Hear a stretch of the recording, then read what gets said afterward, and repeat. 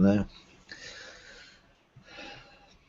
So, over to you. Anything you want to further you want to talk about or engaging today?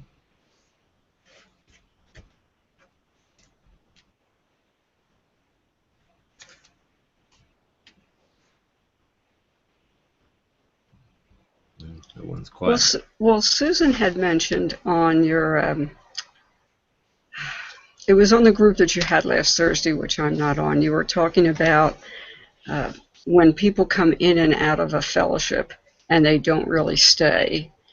I was wondering if you could elaborate on that, because that was a call that I wasn't on, and Uh, how you handle that. oh right, yeah. Oh, that was the leadership support group call, I think. Yeah. Um, I think when it comes to people being in relationship with one another, my view is relationship should really never be at stake on the basis of a whether we agree with everything or not, or whether we're in the same fellowship or not. Relationship should be relationship, and sometimes when people feel called to move on, um, they feel guilty and find it awkward to leave in the right way, and that does create some problems. So when we encourage people to belong and to feel part of who we are and to feel that they can outwork their destiny amongst us within the context of what God has called us to do, if people don't feel that that's right, then we encourage them to move on. We encourage them to find somewhere where they really feel that they can feel they belong and they can outwork who they are. And therefore, we wouldn't want to hold, numbers of people are not the issue, really. And I think, sometimes churches don't let people go because they don't want to lose the numbers. And actually, it's time for those people to move on. God's called them to move on. And God's calling millions of people to come out of church altogether because He's got a purpose outside that they will be able to engage out from the coverings that they're under, and therefore, I think Arthur Burke. I was reading Arthur Burke's website the other day, and he's doing some seminars called Life Beyond Church or something, Life After Church, because he's basically saying that there's about 15 million people who have left church because God has called them out, and he's calling it a move of God. And that would challenge a lot of people, because this is a move of God? And he says, yeah, this is a move of God. God is actually calling people to come out of these institutions because He's got a purpose. Now, I don't know whether he'll have the same take on the purposes that we would see, but he's very clearly picking up that there's something happening, that God is wanting to bring people into something new. And for some people, the only way of doing that is for them to come out of what is old, even if they don't know why. And sometimes that is because they've fallen out or they've been hurt and other things. But for some, they just know there's something and this isn't it, and they just don't fit, or they don't feel that this is the place they should be. Many different ways I think God touches people in that way, but now they are outside of that thing. We have to reach them. God's now got to reach them with, I don't want you just outside of this thing permanently. This is so you can actually receive a fresh revelation of me, and then you can begin to engage in something new. And so I don't have a problem with people sort of being led to do that, but I do have a problem then people falling away and not really then doing anything, and then just like, oh great, I'll do my own thing. And I think there's a reason that God wants people out of an old thing to bring them into a new one.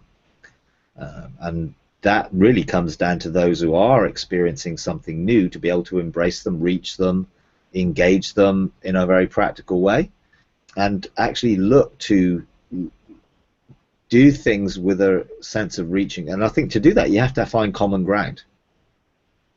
We don't want to be confrontational with people. There needs to be a common ground that we find, and then we can then share that common ground and then help to understand, not judging. I mean, most of the traditional thing, church would judge them as being in error, not being biblical, and all the things that they would, put on people in condemnation. not accepting God could ever call someone to come outside of that. Well, I don't believe it's God's intention ultimately, because I do believe he wants to make the manifold wisdom of God made known through the church, but the true church, not just what is called the church, because it's a religious institution. And I think that's seeing a transition from one thing to another happens in lots of different ways. And we need to respect that and not put God in a box. Well, God can't do that. Well, God's big enough to do anything he wants. And sometimes that surprises us and shocks us and doesn't fit in with the way we think or our previous experience or theology. So I think, in that we have to respect that. And when then people do leave, you want them to leave in a right way, which is to be blessed and to be prayed for and to be released and to be encouraged. And I found that those that are really convinced and mature, knowing that God's called them on, they don't have any problem with that. Those that are leaving under bad attitudes or they have an issue, they really don't want to go through a process like that. They just want to slip out the back door or make a fuss when they leave, and that's not the way to do it.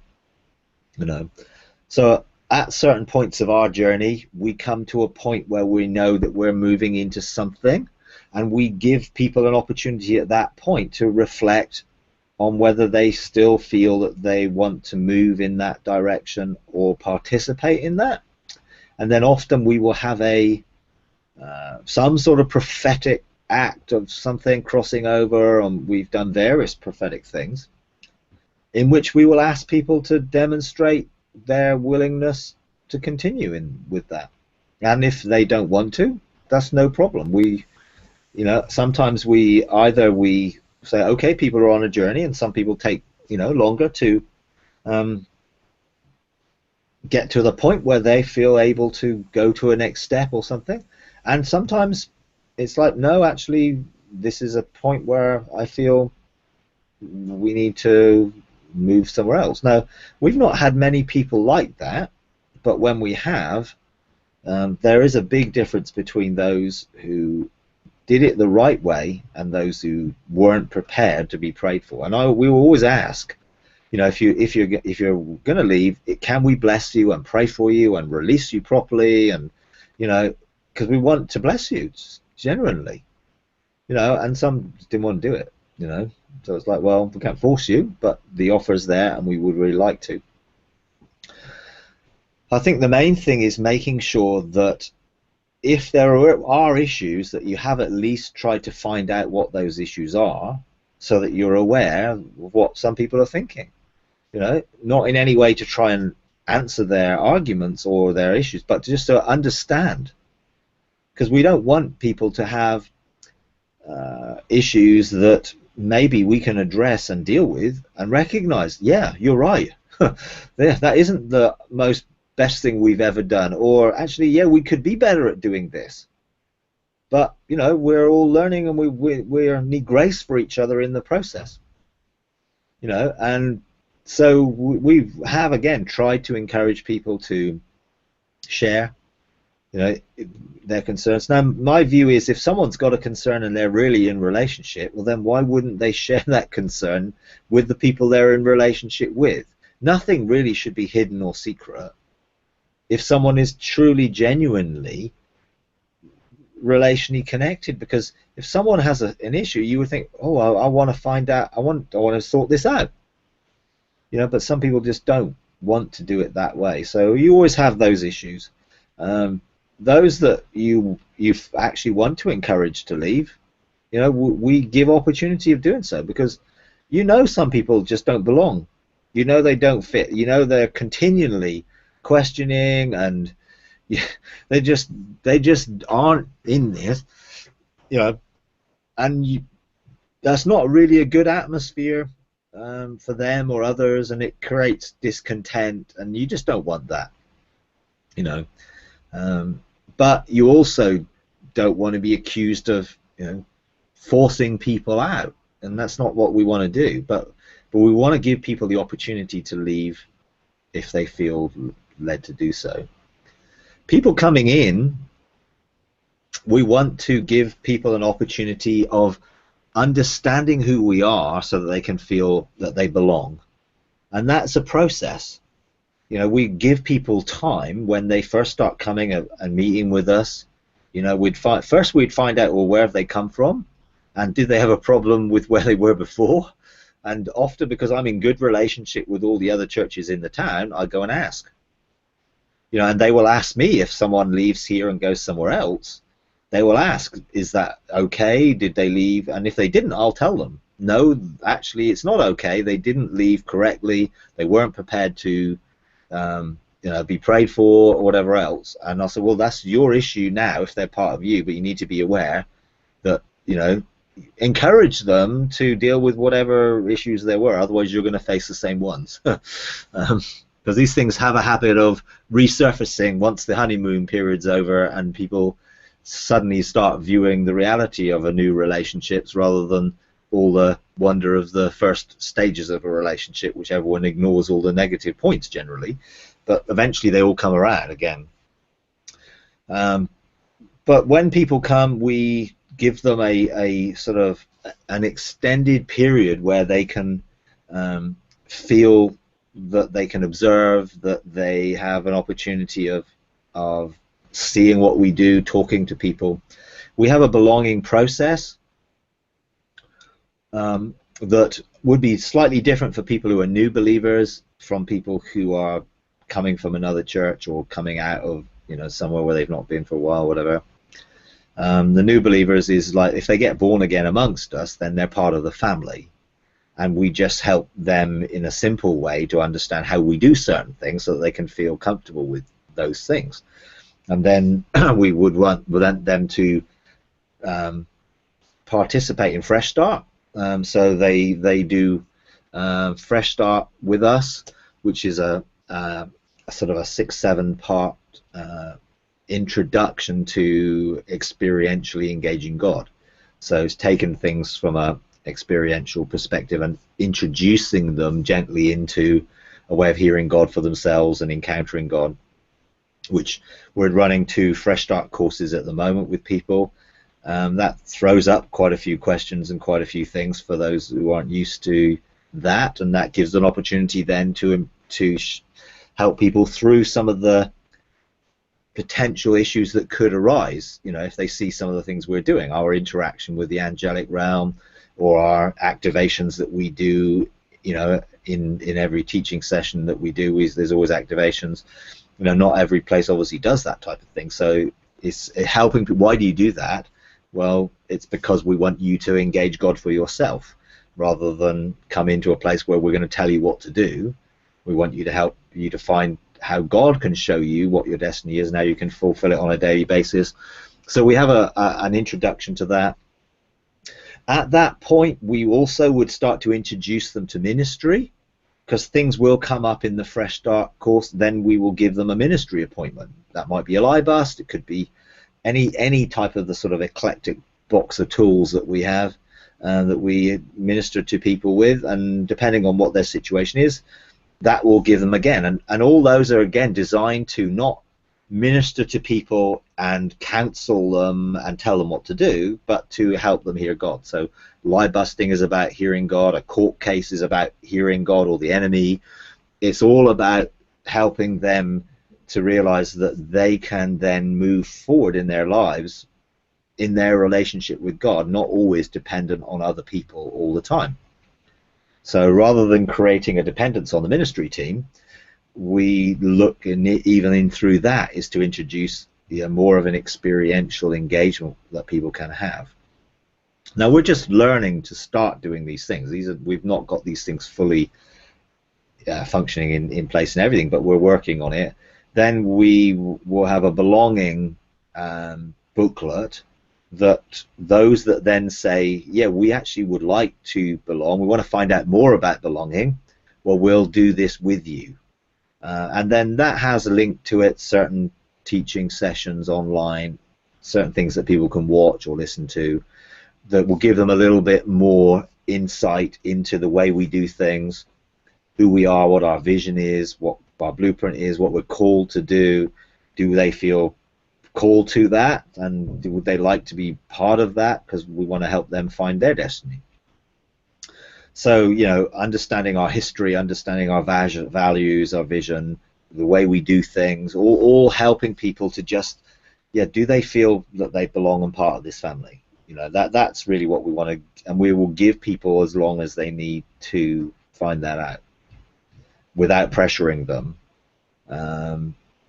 Because if we're, we want to make sure that they know what we're about and why we're doing certain things, and then they will then have our group. We're setting up basically groups, discipleship groups. We haven't had discipleship groups or house groups, anything like that, for, I don't know, 15 years. God told us to stop doing it a long time ago, and then he said, now you need to do it in a new way.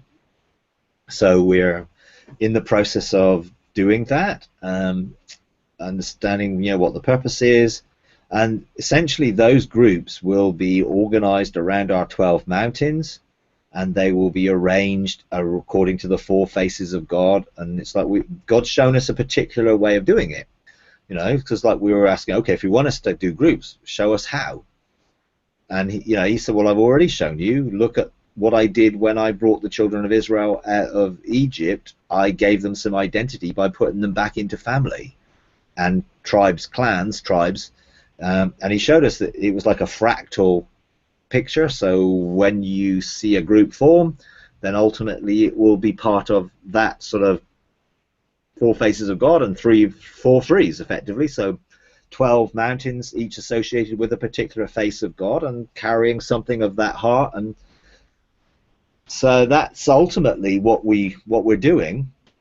And then we believe that will then become the foundation of a city of refuge, because they will have, in a sense, a particular purpose within that group, which will carry a particular flavor, and so our mountains are 7 mountains, then our other mountains, each of those has a particular flavor, and we will give people an opportunity to choose where they would like to go. We won't assign them to a group. We will give them information, a brochure. Each mountain has a brochure that they've produced that explains what their blueprint is, what their heart is, how they do things, which then people can say, oh yeah, I'm drawn to that. Now, they're not sort of fixed for life. If they go there and then they find, hey, God's unveiled something about my destiny that I didn't really understand, and I really feel that I would be better over there, then of course they can go and do that. But we're just at that point where we're looking to introduce that. So we haven't got that up and running yet, but that will be, how people then will become they will be part of a discipleship group, and those groups will be very experiential, looking to help people engage the equipping track, grow, mature, fulfill their destiny, be living stones about what we're doing, and find where they fit and how they can then enhance and expand what we're doing in a way, as they begin to take their positions of government and learn how to do the same thing. So yeah, we want to help people to belong, and that means that you help people to move on when they don't belong in the nicest possible way, because you really want to know who you can count on, who actually is standing next to you in the wall, if they're to be, because I think the whole thing of Nehemiah and rebuilding the walls and, blowing the trumpet and people can come and stand with you and all that stuff, is all sort of, an analogy of what God wants to do in putting his people together in relationship, according to his purpose, So, yeah, it's never easy when you've invested in people and then they leave. But you have to realize that this is an investment in the kingdom, and you need to see that you're sowing those people out into the kingdom to take whatever they've gleaned from you there. Even if they don't agree with everything you've done, they will have received something, hopefully have felt the love of God, and will be in a better shape than when they came, having received ministry or help. So we see it as always an opportunity of sowing those people out somewhere else, and blessing them in that. you know, rather than, the sort of the negative thing. Oh, well, we didn't want them anyway because they were, they caused trouble. And it's always like having a good attitude and approaching it from a positive perspective. And some people obviously are more attached to people relationally, and however relational you are, sometimes when you don't meet each other very often because you don't interact in the same way, if you're not meeting together within an ecclesia setting, then some of those relationships fall by the wayside simply because the opportunities aren't there. And those relationships probably were more functional rather than friendship based. We have a couple of ladies here who actually were part of our original Venture 7 for various reasons, mostly to do with their husbands. They left. They actually both still work here in the building, and they still have relationship with some people, and they meet up sometimes for coffee and things like that. And I would say, well, that's great. There's no reason why that should be a problem. But you obviously have to be willing to let people go, and not be upset with them, even though you may feel disappointed that people you thought were going to be doing this and doing that don't, but that's okay. Because ultimately we're wanting to see a harvest, and there's loads and loads of people out there that need Jesus. There's also loads and loads of people out there who aren't going to an existing church setup who also need to re-encounter Jesus in a new way, and there's loads of people we can reach that way. So yeah. Well, just one other quick question, because I don't want to monopolize all the time. We were listening to a young guy Saturday night who is a missionary over in Kenya, and he was talking about the organization that he is with, and he's working out in the countryside of Kenya, not in the city, where they have setups, I guess, throughout the country where pastors can come in for training and teaching. And one of the things that they teach them in is in apologetics. And then apologetics and evangelism are the two main thrusts that they have. And so he was explaining, for lack of a better word, confrontation that he had with a Muslim guy about the Muslim was saying that the Bible was corrupt. And so he went back tit for tat. Well, because if you do this, well, then the Quran must be corrupt. And the Muslim guy sort of got up in his face, and then they were able to part ways peacefully, so relatively. And the whole time he was saying, I was thinking, like, well, why don't you just introduce the guy to Jesus? I mean, why get into this argument? So what I wanted to ask you is, you had mentioned doing that with your daughter. Yeah. And I was wondering if you could just give us a real quick capsule summary of how that worked, to give us an idea of what you did. Because I don't know what her background was. Was she was she in the church at one time but stepped away? Was she completely, hey, Dad, I'm not interested in any of this? But just give us a sort of a brief run through of how you would do something like that. Yeah, sure. Okay. Well, I think it's finding common ground and a place to relate to people. And I think that's the key in any situation where you're wanting to engage someone, you're not wanting to confront them. You want to find common ground where you can talk about something that then can lead into a way of showing that who God really is, rather than the religious things that come from these apologetics and those, because it's essentially mostly just dead religion. I mean, a lot of it, I'm not saying that there's not good stuff in some understanding things, but most of that stuff does not teach people to have a personal, intimate relationship with God. It's giving them a theological perspective from a particular, depending on what missionary organization is, depending on what flavor they'll get. So I think it is having that common ground. Now, in our situation with my daughter, she had been brought up, she was basically nearly 1 year old when we moved here into this area. So I think she was 1 year old. Yeah, August 94. She was born in 93. So she was nearly 1 year old. We moved here with the other three children, and they obviously were school age, and they were more aware of moving and everything else. This is all she's known, in a sense. When she was very young, she was quite sensitive spiritually. She loved worship. She sort of, she seemed to be quite tuned in. Um, and as she got older, I think there were some difficult things she faced in her life. She had a number of physical situations which were, we had to sort of, she had continual operations and injections into different things, and it was like, it wasn't ideal, but we prayed for her lots of times and different things, but we didn't really see a miracle breakthrough in that. And she was open to that. At a very early age, she got baptized, but she was very young, and I'm really, because she said she wanted to be, but I'm not really sure that she really understood fully what she was doing.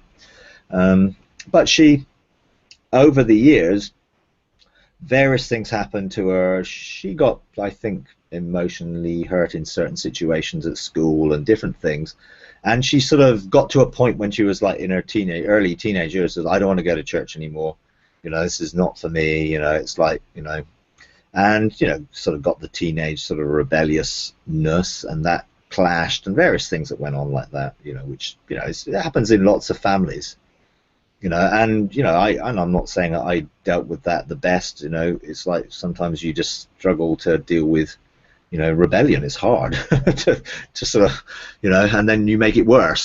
Sort of like, I can think of a lot of things I would have done better if I'd had another opportunity of doing it again, let's say. But she eventually moved away to live with my son, and worked with him in various things, but health-wise sort of got pretty difficult for her, and she eventually came back home, and we welcomed her and looked after her and different things, but we'd had a sort of couple of year period where we'd been on our own. We're enjoying it. so having someone come back into that environment sort of tested sort of particularly my wife's desire for cleanliness and tidiness around the kitchen and various things. So there were a few, you get a few clashes and various things. But we had some good conversations during that period, and she started to, I think, started to get interested spiritually in some things. And then I should have shared my testimony with her of what happened, when I was on the fast, and how I was engaging things, and particularly like doing hangouts and things. She was interested and asked me quite a lot of questions. I sort of gave her a quantum faith to read the sort of Phil Mason book, and she was interested in some of the supernaturally things. So, and occasionally she would say, well, would you pray for me?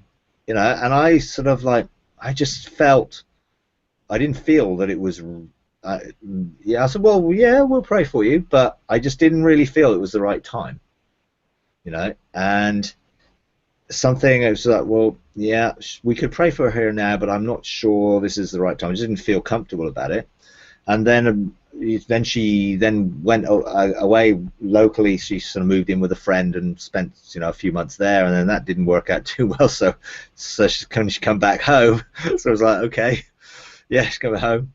And when she came back home, I think there was a sense where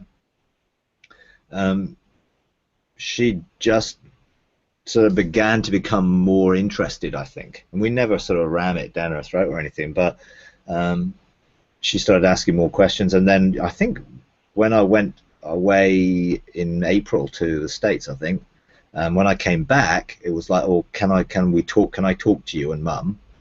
And it was like, yeah, sure. And she said, well, I want to share some things with you about my life, and that was great. And then really she sort of said, well, I want you to do what you do. It was like, pray for me sort of thing. What do I need to stand up, sit down? Will I fall over? She had a lot, because she'd seen a lot she'd seen a lot of manifestations of stuff in her first teenage years, because we were pretty wild stuff that used to go on, so she was used to sort of some weird and wacky, type things.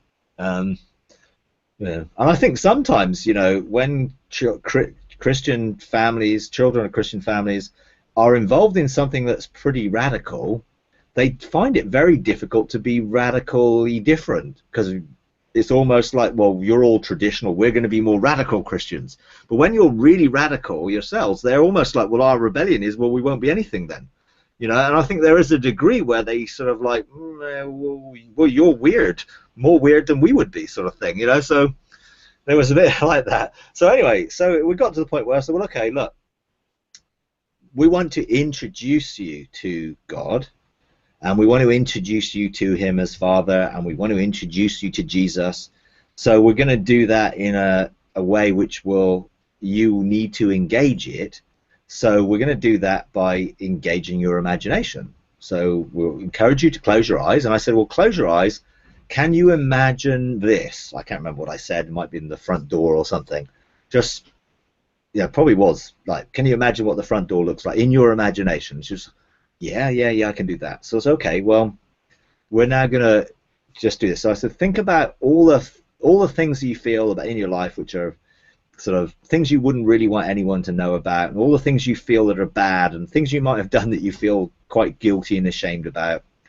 And think about that. All those things, they're all the things that are really stopping you coming into a relationship with God. And I said, now I want you to picture God as sort of the prodigal son story. And it's like he's been waiting for you to come to this point, and he's been looking out for you, and he's got his arms open, and he's wanting to welcome you, but you're carrying all this stuff. So package it all up, and then just lay it at his feet, and then let him embrace you. And so this, and it's like now he's going to put clean clothes on you. He's going to give you a ring on your finger. He's just going to love you. So just let him love you, and just feel how much he's desired for you to come to this point. And so it's that sort of thing. And then it's like, okay, now he wants you to allow him to come within you and to set up his dwelling within you. So that door that you pictured earlier, now I want you to think about the door that's in your heart. And I quoted Revelation 3:20, behold, I stand at the door. And just think of, well, Jesus is now standing at that door, and he wants you for the very first time to open the door and let him come inside you, and then you can engage with him there. And it will be, I can't remember whether I said, like, there's going to be life flows or light. I don't think I made it that specific, but whatever happens when you open that door, engage it. And so she did, and she then sort of started to say, oh, I'm sort of feeling this, or this is happening. And then we sort of okay, well, we'll take this a little bit further. And it's like, well, now Jesus wants you to experience something new. So picture a beach. Now, she's brought up in, this is a seaside area sort of thing. She's very familiar with beaches, but she has a problem with beaches in that she's afraid of sharks. I mean, totally bizarre when, the most we get over here is probably basking sharks that, couldn't hurt anybody. But we said, you're going on the beach, and, Jesus is by the edge of the water. And then she started to say, no, he's not walking towards me. He's riding towards me on a horse. And he's picked me up and he's put me on the horse, and we're riding out into the sea. And she said, and I'm not afraid. So it's sort of like, really sort of developed into her own personal experience and encounter, which is what we were looking for, rather than, well, only is this way. It's like, well, we're going to try and introduce you to that. And then we've just encouraged her to continue with that sort of reflective things. Now, she's still working through things, and she's a I don't know how old she is now, 21, 22, and she's sort of, but she knows it's real, and she knows then because she's basically then she's had dreams where she's related, and then songs have spoken to her, and she's, wow, this song, I just can't stop playing this song because I feel this is God talking to me. And then she's had a dream, and it was this dream of, and various things like that. which just sort of indicate that things are for ourselves. And she's come to church. She does work most Sundays. She's a sort of carer in the caring sort of community, so she works most Sundays. But when she didn't, she came to church, and she ended up engaging in that as much as she could. And so and I think when we're looking to engage people, it's trying to find that point where they will relate to something. And it could be drinking living water. It could be a scriptural picture that reflects someone's coming into a relationship with God and then engaging with that in a personal way, so that they feel something's actually, I have a testimony of something other than that I prayed a prayer. Now, some people pray a prayer and everything changes. It's like, wow, I felt this and felt that. And of course, when we've always prayed prayers with people, we always lay hands on them and try and get them filled up with the Holy Spirit straight away. So it's never been sort of just pray a prayer and hope everything's okay. But for some people, that's you never know, do you, what they've experienced when you've just said some words, or whether they followed your words, or whatever it might be. So we feel that helping people to engage God at the beginning in an actual encounter and experience will make it so much easier than all the way through for them to hear God, engage spiritually, open up their gateways. All that stuff becomes something which is just, well, that's just normal. So we would then look to make that as normal as possible for people, rather than it being, well, this is a bit out there. Well, no, that's how I got saved. That's normal. For me, relationship with God is personal in that way. So, yeah. Well, then for someone now, of course, this was your daughter, you knew her, you knew her background, but for someone who you've never met before, and so you get into a conversation with them, and the conversation is really going well in terms of, you get to share, your relationship with, how you have a relationship with God. They seem to appear to be interested in that. For instance, I was talking one day at Starbucks to a Muslim, and to make a long story short, I happened to say to him, well, I talk to God and Jesus every day the same way I'm talking to you. And he just said, wow, I wish I had something like that. Now, he was on his way to work, so it wasn't like, hey, let's walk outside. Yeah. But in a situation like that, would you say, well, hey, you can get to meet Jesus right here and now? Yeah. Would you like to do that? Would you essentially go through the same thing like you did with your daughter? Yeah, definitely. I would obviously be looking for the Holy Spirit's guidance into what sort of encounter that they might relate to, and be looking to be guided in that, and then just go with the flow. Yeah, just because I believe that God will meet someone. And you can preface it by, look, you may feel, you may sense, you may perceive, you may see, almost like give them sort of, hey, there's a range of ways that God may speak to you or engage with you, but all you have to do is just be open and introduce the sort of imaginative process with a simple thing. Do you have a good imagination? And it's like, well, what do you mean? Well, can you picture things in your mind? What do you mean? Well, can you close your eyes right now and can you picture your car or whatever?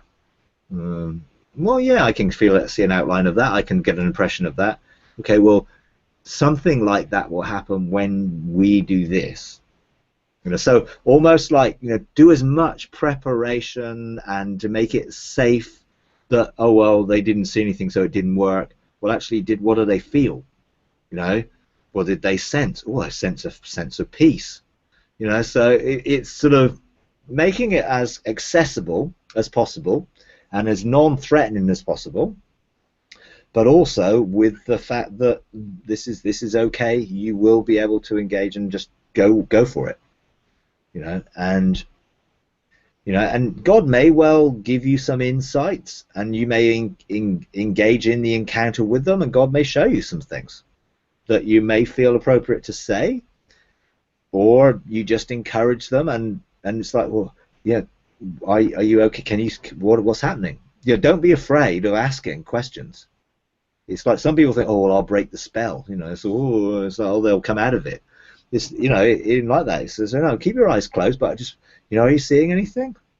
Are you feeling anything? And then once they sort of, you sort of, yeah, I'm feeling this, then you can sort of encourage them down that route. It may be peace. So, and it's like, okay, well, now Jesus wants to bring you, he wants to speak peace to you. He wants his peace to fill you. He wants it to be that shalom of wholeness to come to you. So it may then be, look, he may want to touch your heart and minister healing to you, or you know, as you're led. I think just be led, you know. I don't think there should be a, look, this is my pattern, you know, the 4 spiritual laws, and we do it. It's just be led. There's a menu of ways of engaging that you have, that you've done, and just help people to engage in that way, so that they can encounter, you know. It's really interesting because we've just been invited to go to a New Age fair type thing, called it Awakened. So it's in August, as a church, and to put up a stand and to demonstrate what we do in the community, but also, you know, we're looking for opportunities then to minister to people, whether it be a spiritual reading or a live bust or something. So, you know, this is something at the moment that we are thinking about. You know, how are we going to engage? You know, well, we introduce people to the light. Well, we know Jesus is light. God is light. We can introduce people to peace. And they may not relate, you know, sometimes because you're relating to spiritual people, you know, sometimes you can be very upfront and say, look, you know, we're introducing you to a relationship with God. God opens up spiritual experiences for you, but we come through Jesus. Jesus says he's the only legitimate way to come. So we're going to introduce you to Jesus, who says he's the light. So we're going to introduce you, or the peace, or the joy, or whatever. And you can be very upfront if you feel, yes, this is okay. And for some, it's like, well, no, we're just going to help you to encounter something which you can relate to as peace, and then later we'll take it a bit further and actually say, you know, do you know that, you know, when we're talking about peace, we're talking about the Father, God, who created us, who wants a relationship, and he wants to bring us into that place of peace and rest that we've never had in our life, because we've never ever been reconnected to him. So you can sort of lead your way in depending on as you feel led, you know. And some people may feel more comfortable with that than others, but ultimately you're only really sharing your own personal experiences in a way that helps them to find theirs, you know. So, well, there was a group of us here that did that with a big New Age fest down in Atlanta. And we were received very well. In fact, our booth was clogging up, but the whole place, and some of the other vendors got upset. But one of the interesting things is, if you do it, you will find that there are a lot of people who claim to be Christians who are there and who are searching stuff out. And that was a real eye-opening thing, to find out that these weren't all New Agers, but a lot of them were people that identified themselves as Christians, but they were hungry for the supernatural. Yeah.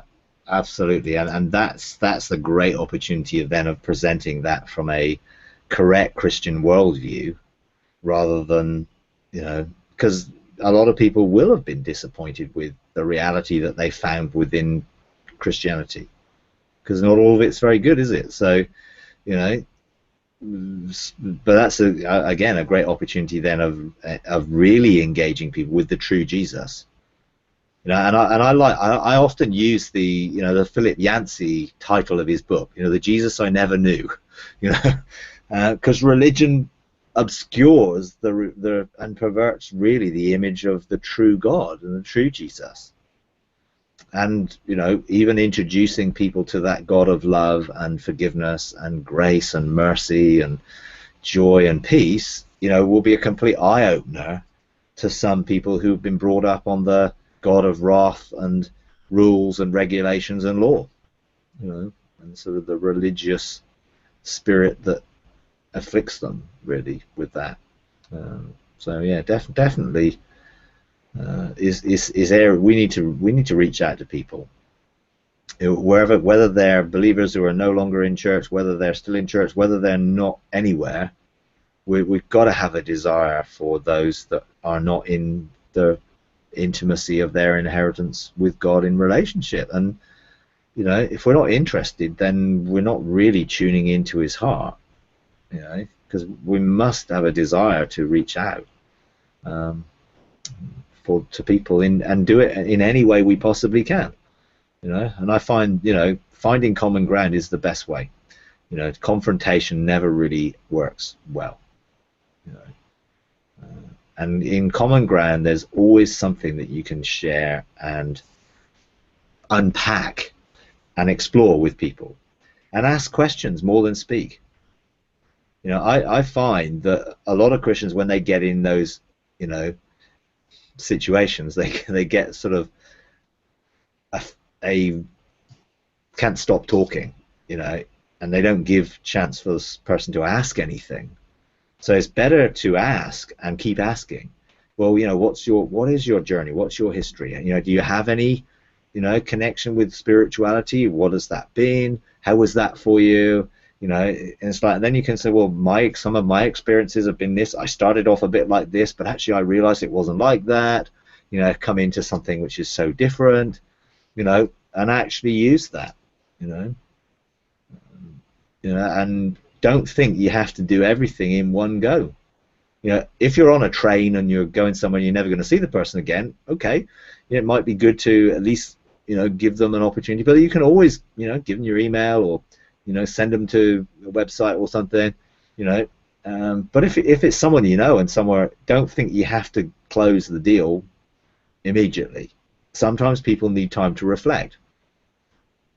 And then what you do then is you administer the Holy Spirit angels to visit them, protect them, from the enemies trying to pull them away, because quite often things will happen to them that will be a challenge to them because the enemy tries to stop them taking that step of relationship. So we need to be aware of that, and that's where we start to use the authority we have in the heavens, assigning angels or interacting with their own personal angels so that you can put them on guard. Let's use all the new things that we've been taught in this process. Do a court case on their behalf. Find out what blockages they might have, what hindrances the enemy is going to use, because force them to tell you. Then you can use that information and you can then legislate against that. And it might give you some insight into the best way to engage. But yeah. Okay. All right. Anyone else got anything they want to share, talk about?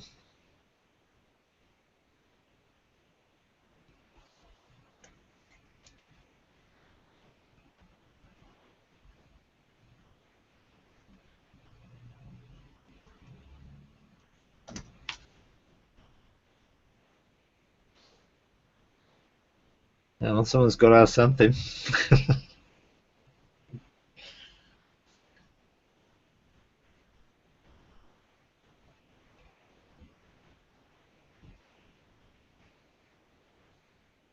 No, no questions.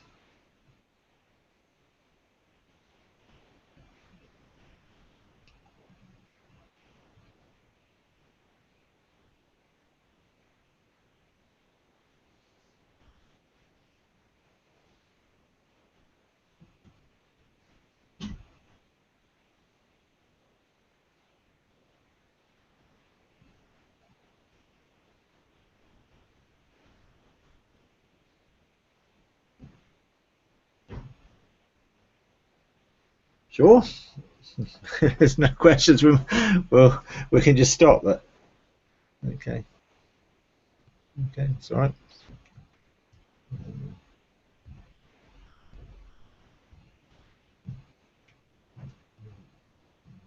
All right. Okay. All right. Okay. Well, we'll